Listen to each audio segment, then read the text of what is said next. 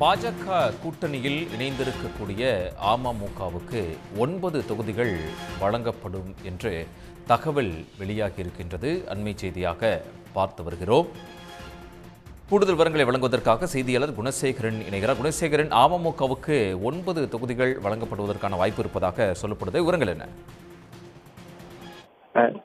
இன்றைய தினம் தேசிய ஜனநாயக கூட்டணியில் அமமுக கட்சி இணைந்திருக்கிறது. இந்த நிலையில் தொகுதி பங்கீட்டு பேச்சுவார்த்தை நடத்தப்பட்டது. பியூஷ் கோயலோடு தொகுதி பங்கீட்டு பேச்சுவார்த்தை நடத்தப்பட்டதில் இன்றைய தினம் அமமுகவிற்கு 9 சட்டமன்ற தொகுதிகளும் ஒரு ராஜ்யசபா இடமும் ஒதுக்குவதாக ஒப்பந்தம் உறுதி செய்யப்பட்டிருப்பதாக தகவல் வெளியாகி இருக்கிறது. குறிப்பாக இந்த தேசிய ஜனநாயக கூட்டணியில் அதிமுகவிடம் பாஜக 50க்கும் மேற்பட்ட தொகுதிகளை கேட்டு பெற இருக்கிறது.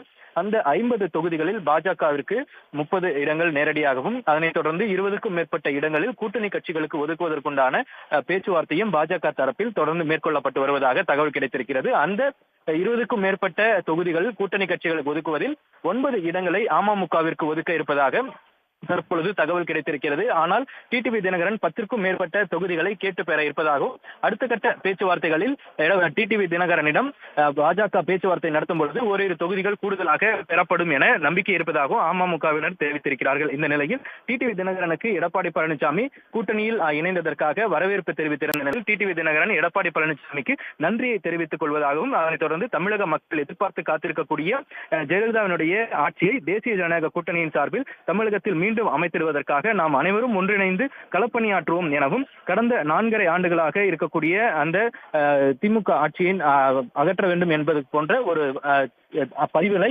டிடிவி தினகரன் வெளியிட்டிருக்கக்கூடிய ஒரு நிலையில் எடப்பாடி பழனிசாமிக்கு டிடிவி நன்றி தெரிவித்திருக்கிறார்.